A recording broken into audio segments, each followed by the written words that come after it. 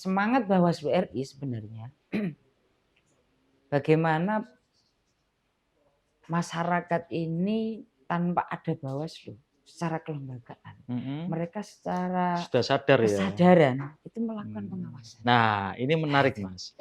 Itu bagaimana Bawaslu melakukan itu supaya masyarakat itu benar-benar sadar akan politik ya, sadar politik dan sadar nasib mereka itu salah satunya ditentukan oleh pilihan mereka. Nah, bagaimana langkah Bawaslu untuk membangun kesadaran politik kepada masyarakat Gresik ini? Tentunya ada beberapa tahap. Ya. Di Bawaslu itu ada beberapa skema yang sudah dilakukan. Di antaranya adalah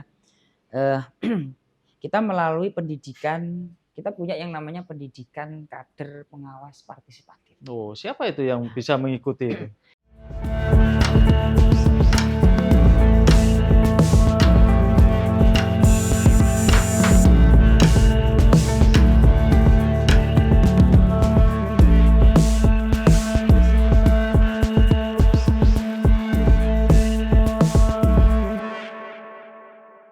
Tribuners, kembali bersama saya Iksan Fauzi, News Manager Harian Surya Tribun Jatim Network. Kami hadir di kantor Badan Pengawas Pemilu Kabupaten Gresik untuk berbincang dengan Komisioner Badan Pengawas Pemilu Kabupaten Gresik atau Bawaslu, Mas Habibur Rahman. Betul. Mas Habibur Rahman ini Kepala Divisi Koordinator Divisi Pencegahan Hubungan Masyarakat dan Partisipasi Masyarakat. Betul Mas ya? Betul. Oke. Pak Iksan. Mas Habib, saya boleh panggil Mas Habib ya? Boleh, boleh. Memang masih muda. Masih muda ya? Saya khawatir kalau bilang Mas Habib ini memang keturunan Habib atau namanya ini? Iya, ini saya Habib asli. Habib dari lahir asli atas namanya dikasih ya. nama Habib. Gitu. Mas Habib, ini jelang pilkada serentak yang akan diselenggarakan tanggal 27 November 2024. Apa sih yang sudah dipersiapkan oleh Bawaslu Kabupaten Gresik ini untuk menghadapi pilkada ini, menyongsong pilkada ini? Iya, terima kasih Pak Iksan sebelumnya. Selamat datang di kantor Bawaslu Kabupaten Gresik. Iya, terima kasih. Beserta tim, kami sangat berterima kasih atas kunjungannya, kemitraannya berkaitan dengan pengawasan pemilu Bawaslu Kabupaten Gresik. Kita mengetahui bahwa sebentar lagi ini masuk tahapan pilkada. Ya, pilkada. Pemilihan gubernur dan pemilihan bupati serentak se-Indonesia. Dan besok ini di tahun 2024 ini merupakan sejarah bagi bangsa kita, pertama kali pemilihan secara serentak dilaksanakan. Seluruh Indonesia. Seluruh Indonesia. Tidak lagi sepotong-sepotong kayak 2019 kemarin kan, misalkan di Jawa Timur hanya 19 kabupaten kota ya. Tapi ini seluruh Kabupaten Jawa Timur melaksanakan pilkada serentak. Pilkada serentak. Kan? Dan yang paling perlu dipahami, diketahui bersama itu, kalau dulu pilkada itu bupati sendiri, gubernur sendiri. Nah sekarang ini ada dua sejarah nanti yang dicetak oleh bangsa kita terkait dengan pemilihan kepala daerah. Yang pertama adalah pemilihan serentak pertama, kemudian yang kedua adalah pemilihan bupati dan gubernur serentak pertama. Nah, oleh karena itu ini membutuhkan effort yang cukup besar, baik di penyelenggara maupun disosialisasikan ke masyarakat. Kami di Bawaslu Kabupaten Gresik perlu diketahui bahwa penyelenggara pemilu itu ada 3. Ya. Yang pertama adalah KPU. Ini sebagai pelaksana teknis. Kemudian yang kedua ini Bawaslu. Bawaslu bisa dikatakan sebagai lembaga penegakan hukum pemilu. Dan yang ketiga adalah DKPP, Dewan Kehormatan Penyelenggara Pemilu. DKPP ini yang bertugas mengawasi kami menjewer kami gitu kan di penyelenggara pemilu.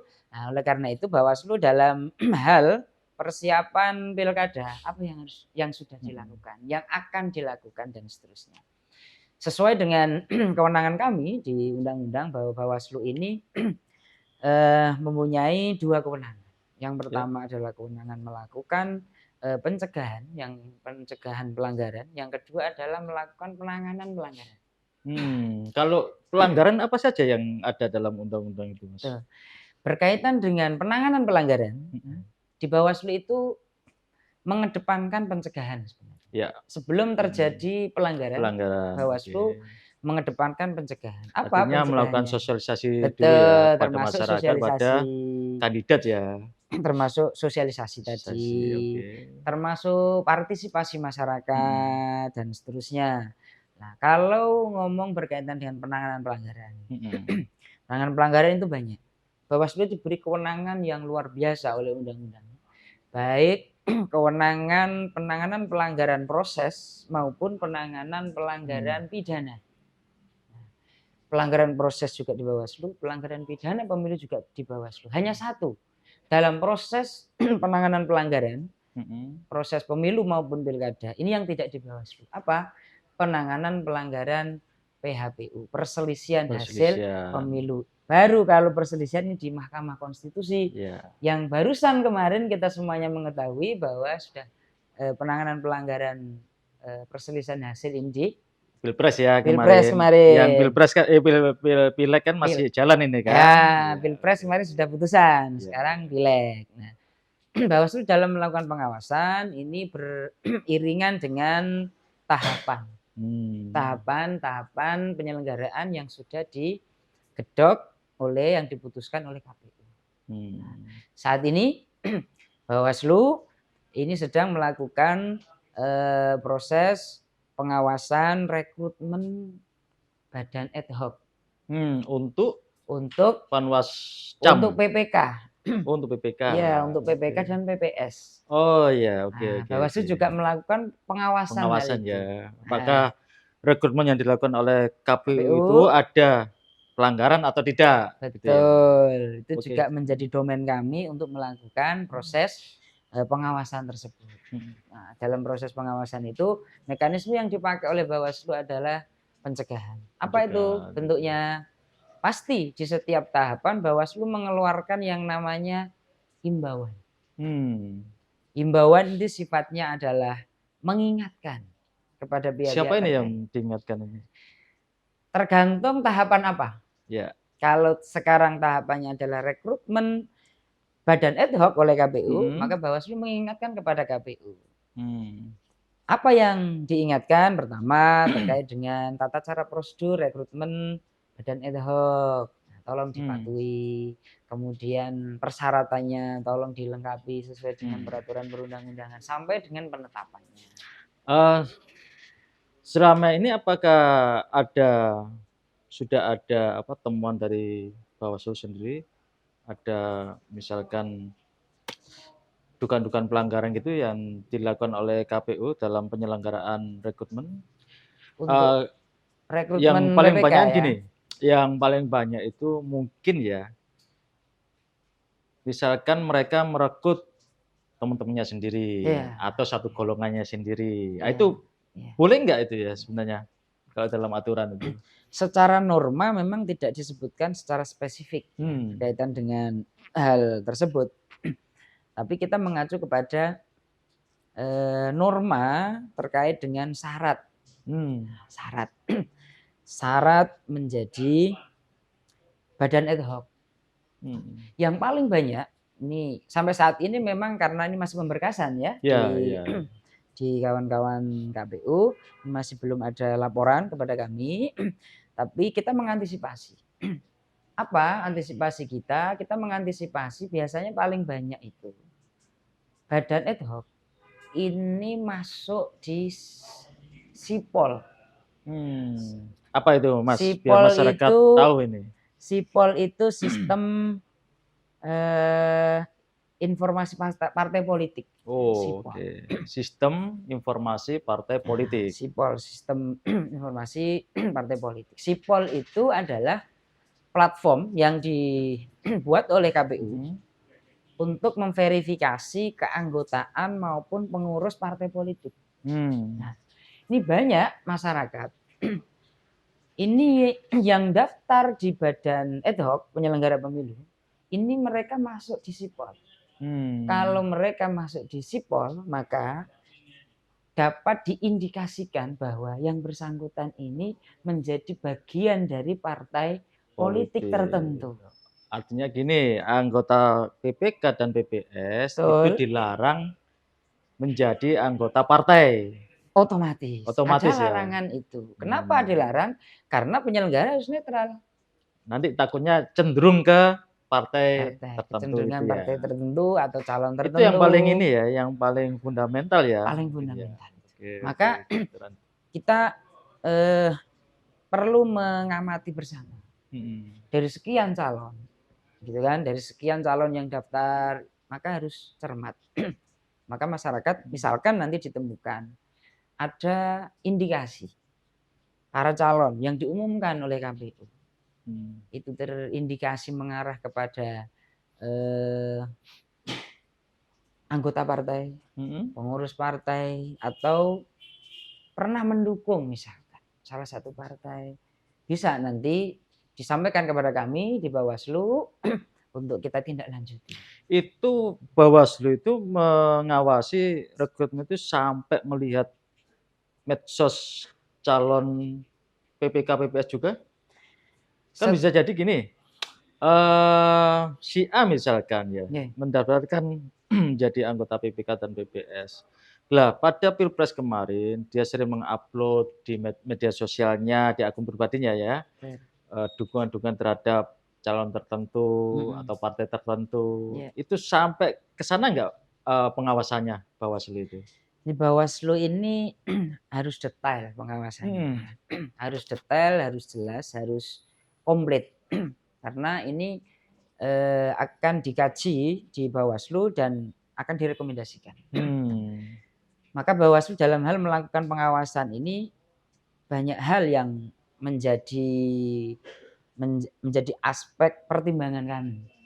Selain administrasi, keterpenuhan administrasi, kemudian keterlibatan sipol, keterlibatan yang lain, keterlibatan dukung-mendukung dan seterusnya.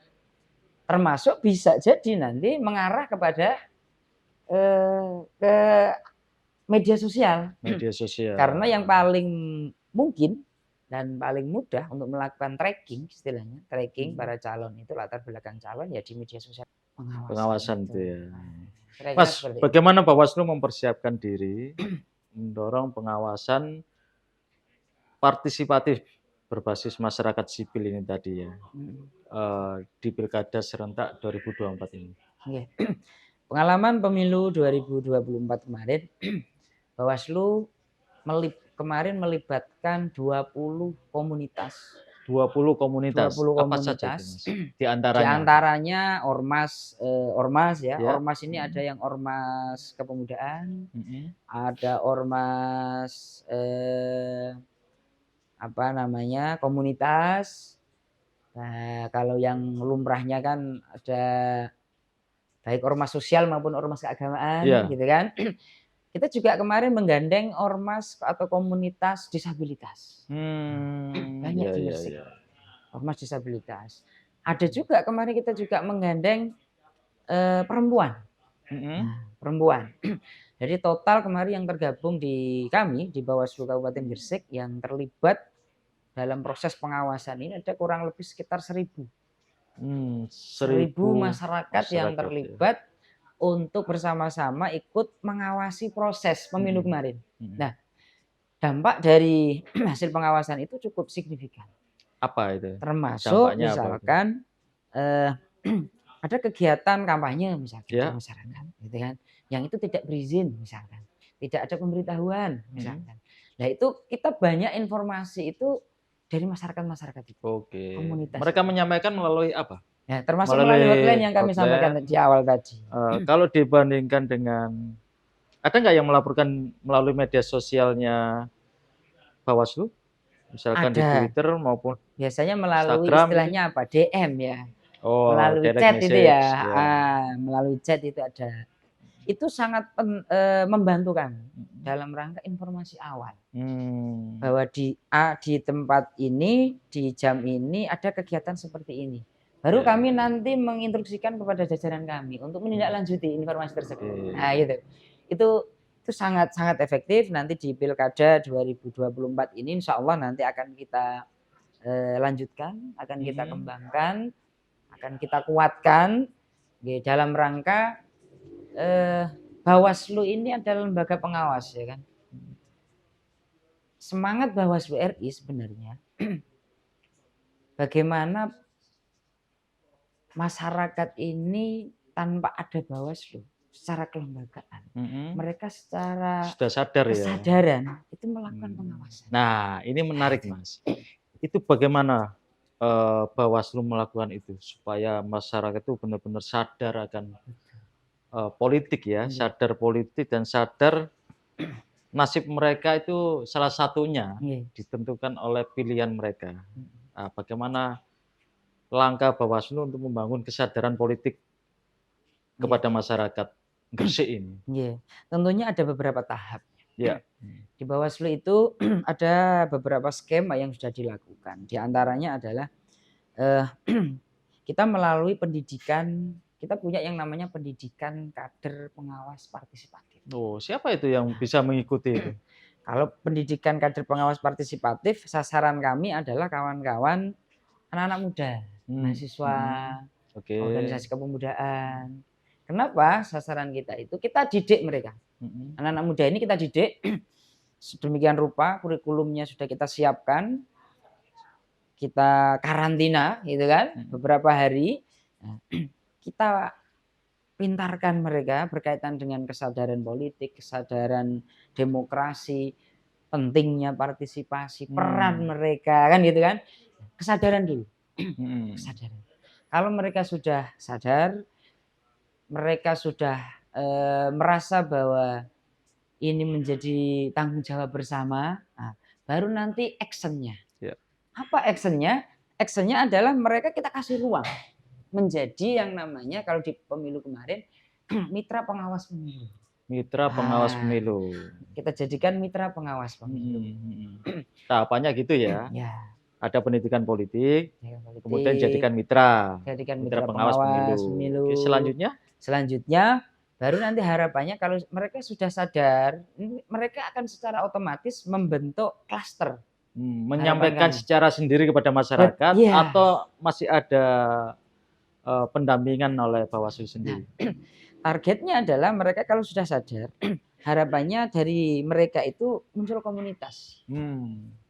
Dari komunitas itu mereka akan berbicara berkaitan dengan pengawasan, pentingnya demokrasi, keterlibatan, kan gitu kan? Dari sana nanti mereka sudah otomatis nanti auto komunitas ini akan melakukan proses pengawasan berkaitan dengan kepemiluan. Nah, kita hanya memfasilitasi nanti. Tapi ada yang tertinggal tadi bahwa bagaimana Bawaslu ini mengajak anak-anak muda ini bisa gabung. Kan rata-rata saya tidak menjustifikasi ya, tidak menghakimi anak-anak muda secara keseluruhan, tapi rata-rata apakah mereka itu memang masih peduli dengan politik? Lah, kemudian bagaimana Bawaslu itu merekrut mereka? Apakah Bawaslu itu datang ke kampus-kampus atau menghadiri komunitas apa kayak di anak muda itu sehingga mereka bisa tertarik? Itu bagaimana itu? Di sini sebenarnya yang menjadi tantangan demokrasi kita, tantangan kepemiluan kita. Apa? Kesadaran tadi. Kenapa kita membidiknya juga anak-anak muda? Kita menganggap anak-anak muda ini masih punya idealisme. Mereka masih punya semangat, gitu kan? Masih semangat belajar, masih semangat ingin tahunya tinggi. Nah, akhirnya kita termasuk di antaranya menggandeng komunitas-komunitas itu ya dalam rangka itu. Bagaimana teknisnya? Sebelum mereka menjadi peserta, kita sudah ada yang namanya MOU dengan perguruan tinggi. Oh gitu ya. Ya. Kalau boleh tahu, sudah melakukan MOU dengan perguruan tinggi mana aja untuk pilkada serentak ini? MOU kita jangkanya tidak berdasarkan tahapan, tapi berdasarkan tahun ya. Berdasarkan tahun. Masih sampai saat ini kita masih punya MOU dengan perguruan tinggi itu ada sekitar 11. Di antaranya 11 mana perguruan aja? tinggi. Yang 10 ini swasta di perguruan tinggi yang ada di Kabupaten Gresik, yang satu perguruan tinggi negeri yang ada di Surabaya. Contohnya mana itu? Kalau di Surabaya ini kita kerjasama dengan UINSA Surabaya. UINSA, oke. UINSA Surabaya dengan Fakultas FISIP, politik itu. Kemudian di Gresik itu ada banyak, ada sekitar 10-an perguruan tinggi. Nah, dari MOU ini muncul komitmen untuk Bawaslu punya program pendidikan politik itu, pendidikan pengawasan partisipatif. Kita kerjasama dengan mereka, kita minta kader terbaiknya di perguruan tinggi masing-masing untuk direkomendasikan. Artinya mereka datang menjadi peserta itu sudah melalui screening. Screening dari kampus ya. Betul. Ini yang pendidikan pengawas partisipatif. Nah, ini pola kita seperti itu. Pola kita seperti itu. Berbeda dengan pengawasan partisipatif yang berbasis ormas tadi, yang 1000 tadi. Nah, ini program yang berbeda. Nah, jadi ada pemilahan ya. Ada pemilahan karena segmennya banyak. Kita sebisa mungkin menjangkau seluruh komunitas, menjangkau seluruh elemen masyarakat. Itu kemarin sudah dilakukan waktu Pileg dan Pilpres kemarin 2024. Sudah dilakukan oleh itu. Seberapa efektif cara yang dilakukan oleh Bawaslu Gresik itu? Ya tentunya kemarin. Ya tentunya ada evaluasi. Tentunya ada evaluasi. Ada pengawasan partisipatif, banyak kemarin program kan pengawasan partisipatif, kemudian pendidikan pengawas partisipatif, sosialisasi, termasuk kita menggandeng media juga kemarin dalam rangka itu. Tentunya nanti akan ada evaluasi. Tapi sejauh ini memang mereka kita libatkan itu responnya sangat bagus.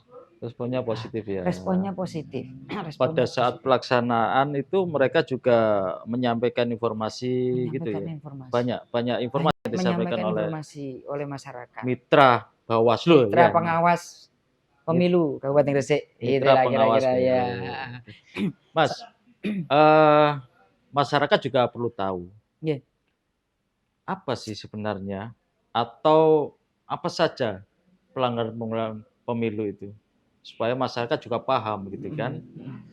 Ketika nanti pada pelaksanaan tahapan pilkada maupun pada saat pencoblosan mereka bisa ikut mengawasi juga.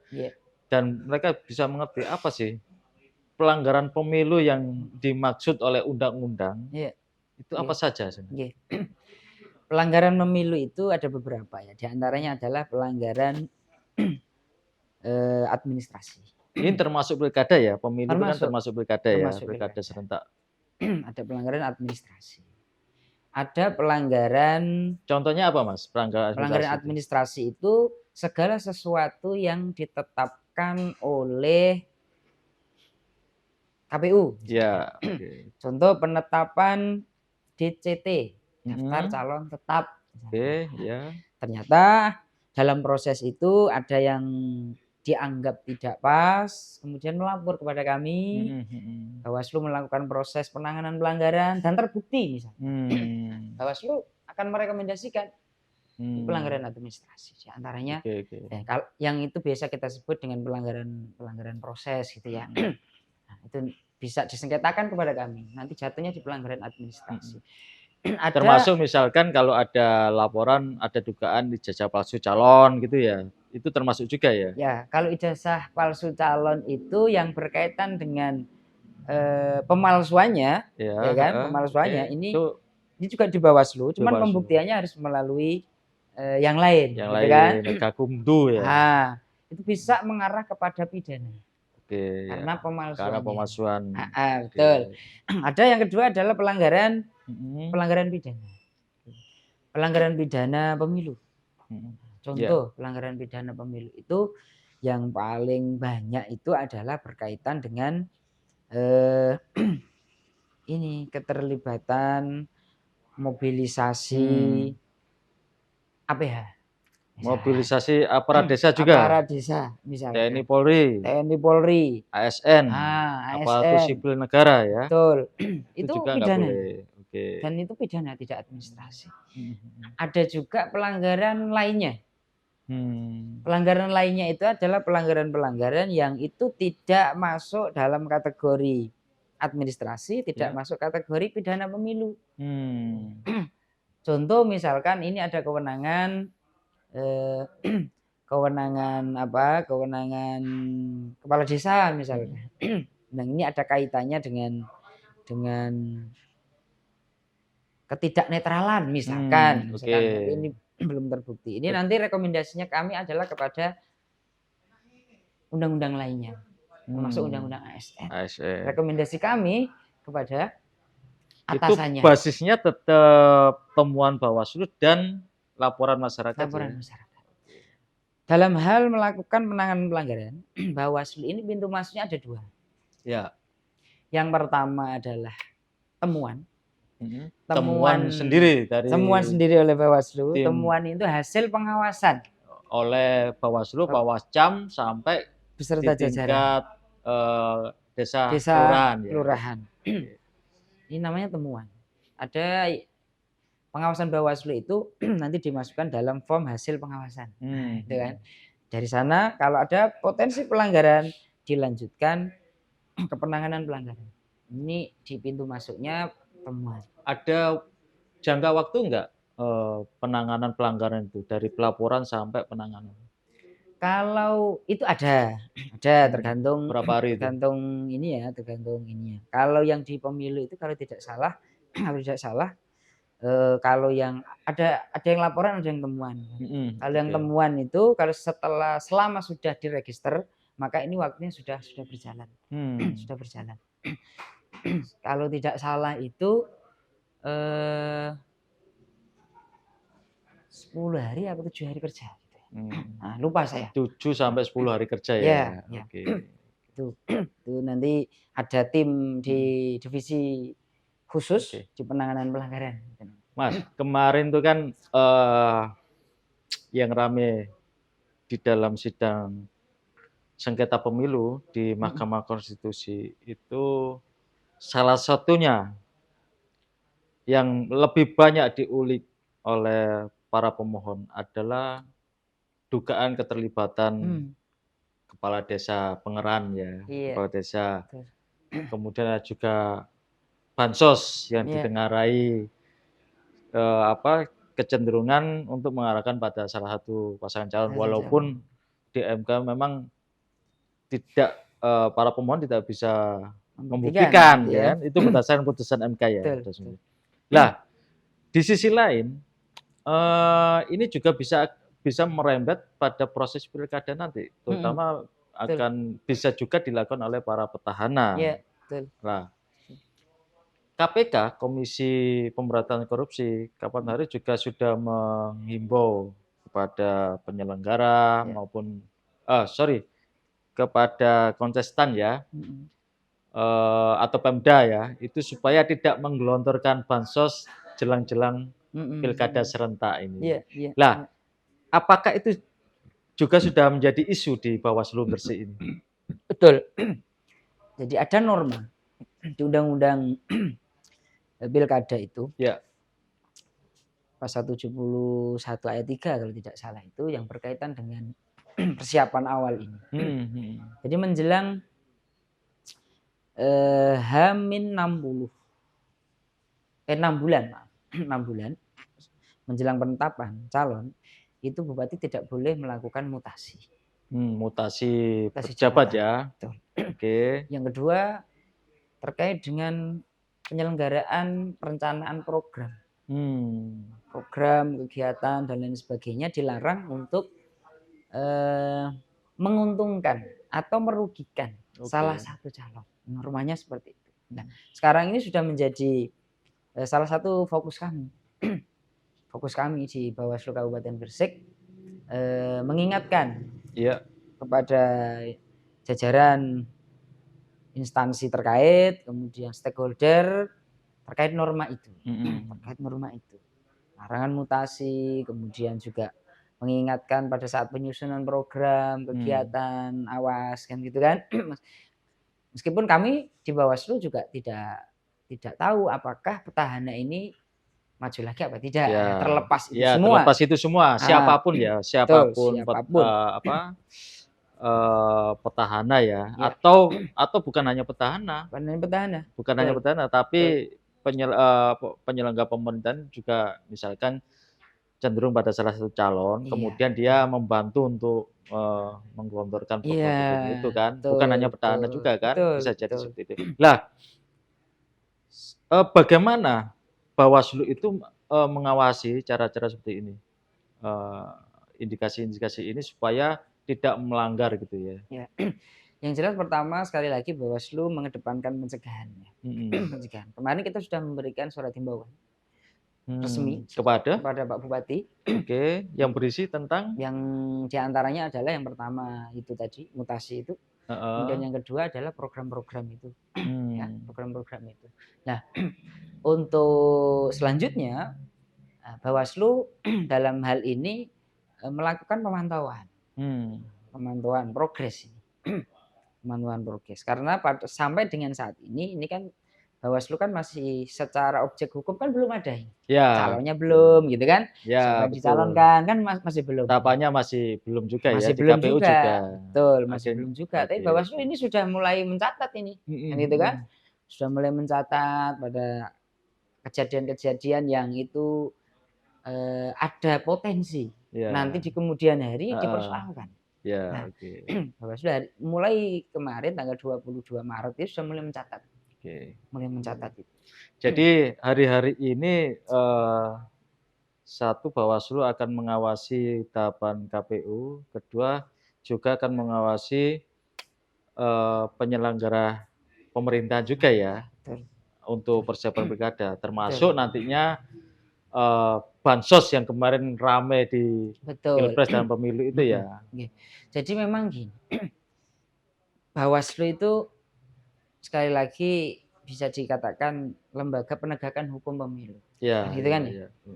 Akhirnya aspek yang kita awasi ini sangat luas. Sangat luas. Sangat luas. Muara dari semua persoalan terkait dengan pemilu maupun pilkada ini ke Bawaslu.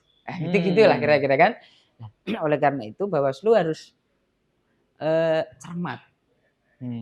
Cermat. Termasuk juga istilah kita adalah pemetaan. Peta kerawanan istilahnya kalau di Bawaslu ini. Ini kita sedang menyusun itu. Jadi ada peta kerawanan pilkada yang di Kabupaten Gresik. Nah, itu nanti akan tergambar. Apakah beda dengan peta kerawanan pada Pileg dan Pilpres? Secara umum sama ya. Artinya indikator-indikator yang dipakai sama. Cuman kan bedanya adalah lokusnya. Kalau di pemilu ini kan isu nasional ya, yang itu berdampak kepada kabupaten. Cuman kalau pilkada, apalagi pemilihan bupati, ini kan face to face, langsung berhadapan masyarakat ini. Nah, ini tentunya juga perlu menjadi perhatian kami, menjadi perhatian kami. Sementara kebijakan, anggaran dan seterusnya ini langsung di bupati, di kabupaten. Nah, kan yang berdampak langsung ini kan kabupaten. Yang punya kepentingan secara langsung juga level kabupaten. Ini yang juga menjadi salah satu catatan kami ya. Selain tadi itu program mobilisasi aparat dan seterusnya itu. Mas Habib, kayaknya kita perlu ngopi dulu ini, menyeruput kopi supaya nanti kita lebih dalam untuk ngomong pengawasan pilkada serentak. Apalagi ini di Gresik. Di Gresik. Oh iya. Gresik kan katanya apa namanya, punya sebutan ini, kota 1000 kopi, sejuta kopi ya, sejuta kopi, sejuta kopi. Iya. Di mana-mana banyak tempat nongkrong, ya. warung kopi kalau di Gresik. Meskipun yang menarik itu, padahal di Gresik nggak ada tanaman kopi. Iya. Ini yang menarik. Kok bisa ya? Kok bisa disebut kota kota sejuta kopi ini. Baik, Mas Habib. Kita lanjutkan lebih dalam lagi bahwa di setiap kali kontestasi ya, tantangan terberat Bawaslu ada pada pengawasan terhadap Panwascam ya, maupun Panwaslu di tingkat desa atau kelurahan. Lah, misalnya nih, masalah geografis. Gresik itu kan juga punya wilayah geografis yang misalkan kayak Pulau Bawean ya, jauh dari pusat kota Gresik ya. Kalau naik kapal mungkin kapal cepat 3 jam ya. Tapi kalau kapal penumpang ada nggak ya? Ya sekitar lama lah ya, ada yang 9 jam. 9 jam gitu ya. Dari pakai tongkang lah, gitu ya. Kemudian luas wilayah juga. Terus penduduknya banyak, suhu politik bisa jadi juga panas menjelang coblosan. Dan wilayah-wilayah yang dengan sebut tadi, Mas Habib sebut tadi, pemetaan kerawanan ya, terjadinya konflik masyarakat ya di Rusintan. Nah, bagaimana Bawaslu ini mengatasi atau mengantisipasi persoalan-persoalan itu untuk pilkada ini? Ya. Pertama geografis ya. Memang Gresik ini punya kepulauan, 2 kecamatan yang cukup jauh, gitu kan, cukup jauh. Ini juga menjadi tantangan untuk kita tidak ngomong menjadi masalah, gitu kan. Tapi ini adalah tantangan. Walaupun masalah, tapi kita tetap tertantang ya, challenge. Untuk menyelesaikan masalah itu ya. Tantangan kami memang di aspek geografis itu juga menjadi perhatian kami. Cuman secara pengawasan itu tidak ada masalah. Kenapa? Karena model pengawasan kami ini kan sudah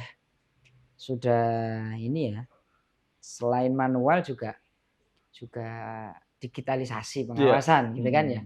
Masuk konsultasi mereka yang khususnya dari kepulauan itu kepada kami itu cukup bagus, cukup efektif, dan selama ini alhamdulillah juga tidak ada masalah,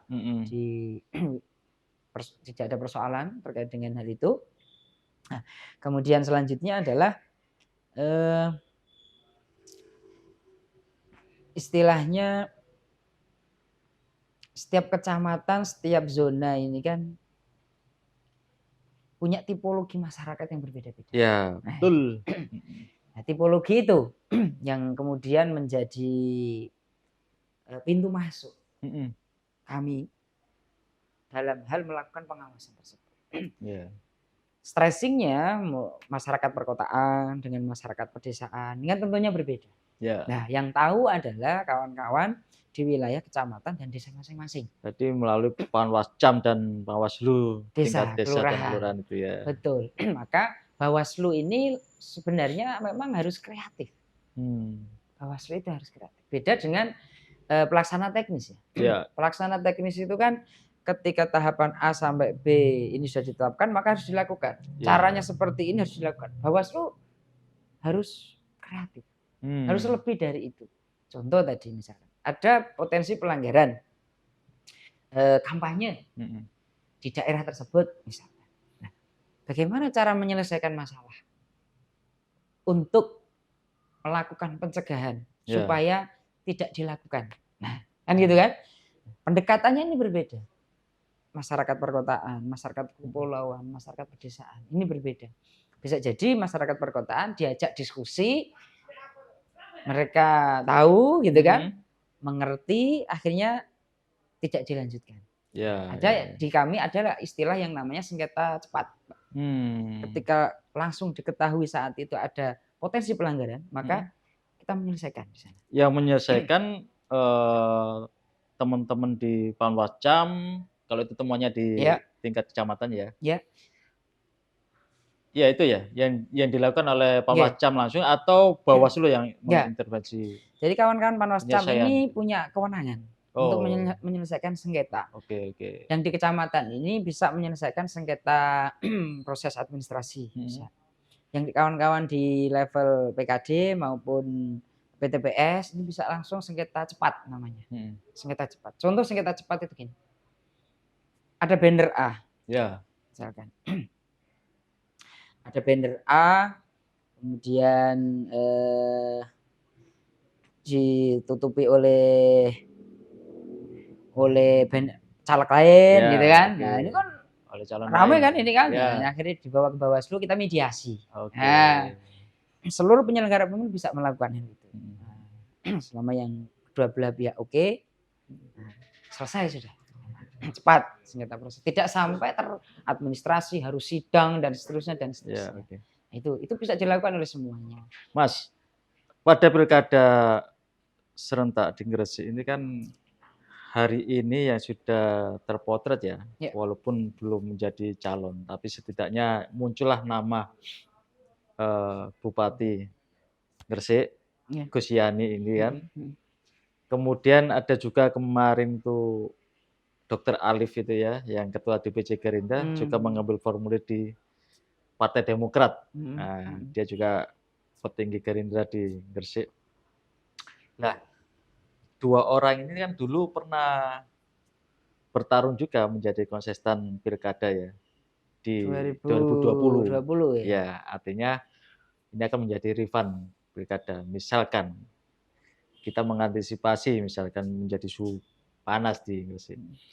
Ketika nanti itu ada dua pasangan calon, gitu kan? Karena biasanya kalau dua calon yang maju ini kan suhu politik kan semakin menghangat dan semakin panas ya, mengarah pada panas. Apa yang akan dilakukan oleh Bawaslu? Satu, setidaknya keterlibatan masyarakat untuk mengawasi itu. Dan tidak mereka juga sadar bahwa ini adalah hanya kontestasi. Itu kan kedepannya siapapun yang jadi kan akan memimpin mereka juga kan. Apa yang akan dilakukan oleh Bos? Supaya suhu ini tidak semakin panas. Sebenarnya berapapun calonnya, siapapun calonnya, tidak ada masalah. Selama masyarakat ini mampu untuk melakukan mencerna. Maka ada istilah pendidikan politik ini penting. Pendidikan politik itu penting. Kadang-kadang seakan-akan panas itu karena ada suatu hal di kubu tertentu yang loyal gitu kan, dengan kubu-kubu yang lain kan gitu kan. Dan ini berdampak kepada masyarakat. Yang sebenarnya masyarakat ini tidak tahu. Pokok masalahnya apa ini sebenarnya nggak tahu, hanya ikut-ikutan. Nah, maka pendidikan politik ini penting. Apa dalam hal apa pendidikan politik itu? Ya bahwa pemilu ini atau pilkada ini agenda rutin 5 tahunan. 5 tahunan. Kan gitu kan? Dan yang kedua adalah bagaimana agenda 5 tahunan ini mampu mempengaruhi kebijakan-kebijakan nanti siapapun yang terpilih kan gitu kan, mampu mempengaruhi kebijakan pemerintah menjadi yang terbaik lagi. Kan gitu kan? Termasuk kepada dirinya, kepada masyarakat lebih umum kan gitu kan. Tinggal itu aja sebenarnya. Akhirnya kepada siapa yang harus saya pilih. Kan itu aja sebenarnya. Berarti harus dikembalikan pada hati nurani ya. Betul, iya. Hati nurani mereka. Siapapun nanti yang terpilih, ya mereka dia adalah pasangan ini menjadi pemimpin mereka kan ke depannya. Ya ibarat apa ya? Ibarat musiman. Nah, ini musim pilkada. Nah, itu aja. Pemilihan. Setelah pilkada selesai, ya sudah kita hidup normal kembali, nggak ada masalah. Besok muncul lagi 5 tahun kemudian. Nah, kalau ini tidak dipahami secara baik oleh masyarakat, tentunya ini yang akan menjadikan seolah-olah agenda 5 tahunan ini harus perjuangkan mati-matian. Kan gitu kan ya. Padahal ini 5 tahun berikutnya nanti kita coblosan lagi loh.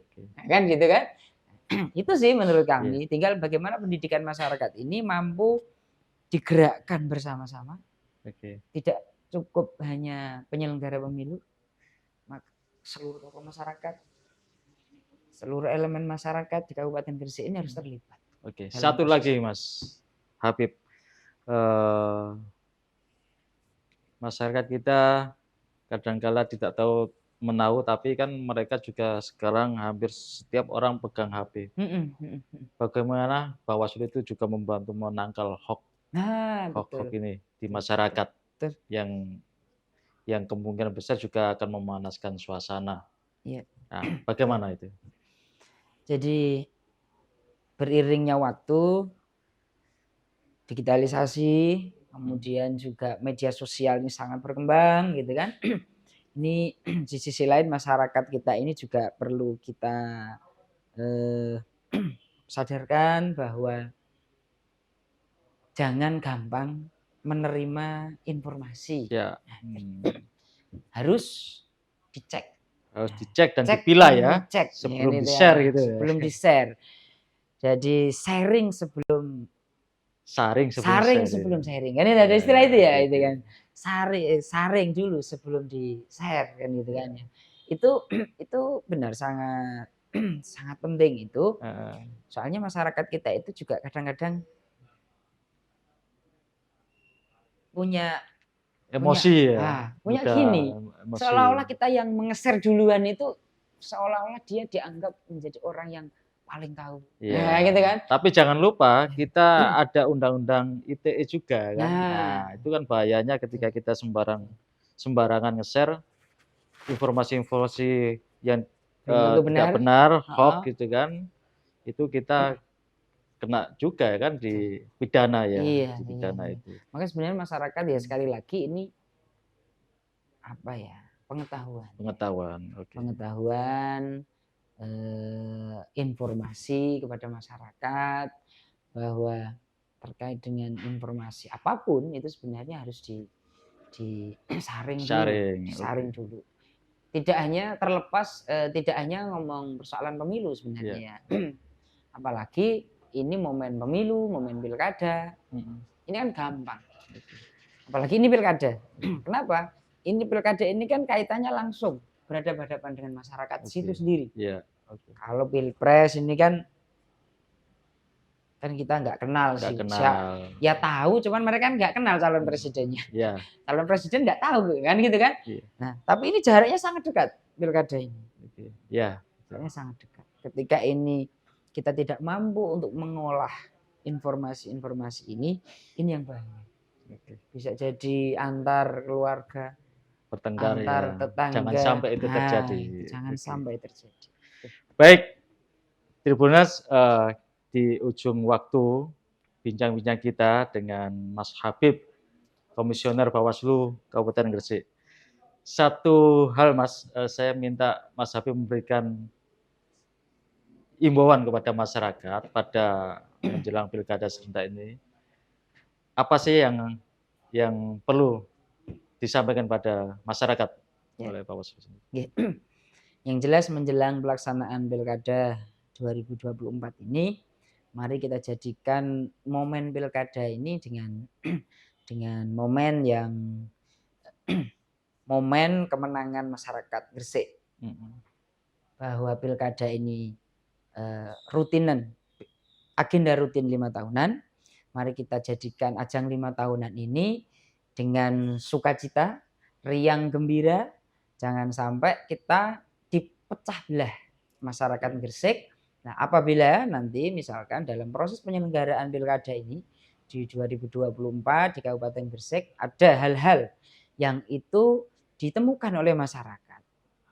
Mulai dari proses pencalonan, mulai dari kampanye, sampai pada pemilihan dan rekapitulasi. Sekiranya nanti ada informasi, ada temuan oleh masyarakat yang dirasa itu melanggar ketentuan, jangan ragu. Jangan ragu untuk melaporkan, menginformasikan kepada kami.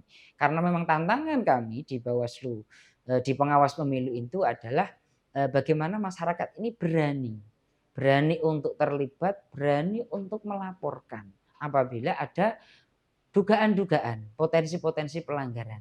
Terakhir, kami Bawaslu Kabupaten Gresik mengajak seluruh elemen masyarakat Kabupaten Gresik, ayo kita jadikan momen Pilkada 2024 ini menjadi momen menjaga kerukunan seluruh warga Kabupaten Gresik. Terima kasih. Terima kasih, Mas Habib. Baik, Tribuners, saya akhiri pertemuan atau berbincang saya dengan Mas Habibur Rahman. Komisioner Bawaslu Kabupaten Gresik. Kita akan bertemu lagi dengan Bawaslu di kabupaten kota di Jawa Timur lainnya di kesempatan lain. Saya Iksan Fauzi, News Manager Harian Surya Tribun Jatim Network, pamit undur diri. Wassalam.